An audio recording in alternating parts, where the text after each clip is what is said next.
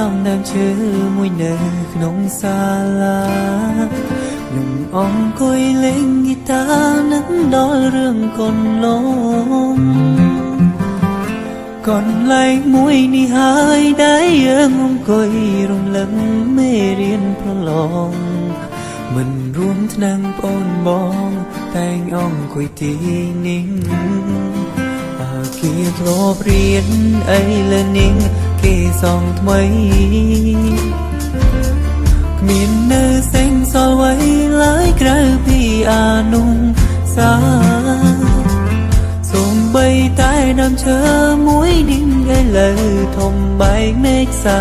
ខាកាលយើងនៅសន្សារវានៅតូចនៅឡើយឃើញសាលាទាំងភ្នែកខ្ញុំអូចិនធ្មួយធ្ងរនឹងដល់មិនរួមថ្នាំងនឹងវេលាយើងមករៀនយឺតពីនាងគ្រូជីវាំង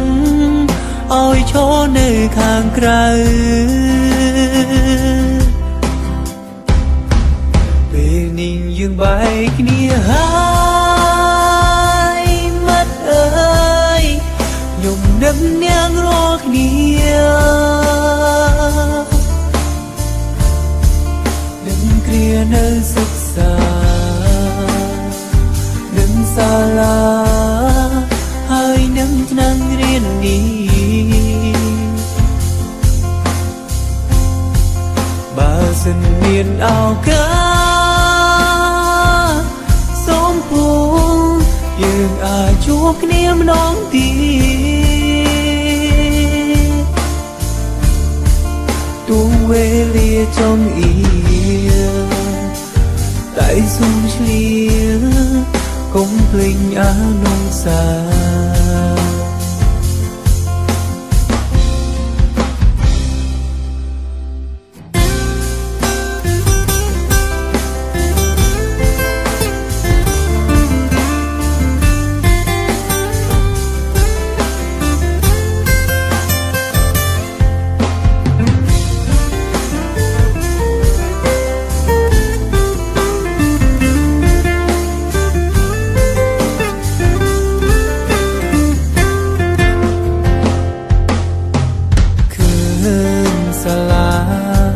từngភ្នែកខ្ញុំអូចិនធ្មួយធ្ងរនឹងដល់មិនរួមថ្នាំងនឹងវេលាយើងមករៀនយឺតពីនា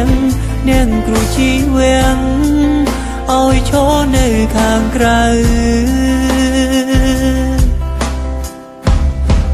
ពេលនេះយើងបែកគ្នាហើយមាត់អើយខ្ញុំនឹកនាងរាល់គ្នានឹងគ្រានៅសិក្សានឹងសាលាហើយនឹងថ្នាំងរៀននេះបើសិនមានឱកាសសូមពូយើងអាចជួបគ្នាម្ដងទៀតទូវេលាចង់អៀតែសុំឆ្លៀកុំភ្លេចអានុសា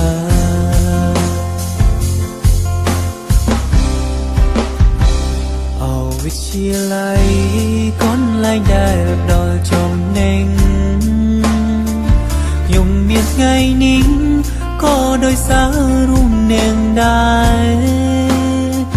ពីក្មេងប្រុងនាងក្លាយជាពលរដ្ឋអស់ក្នុងសង្គមនឹងគេ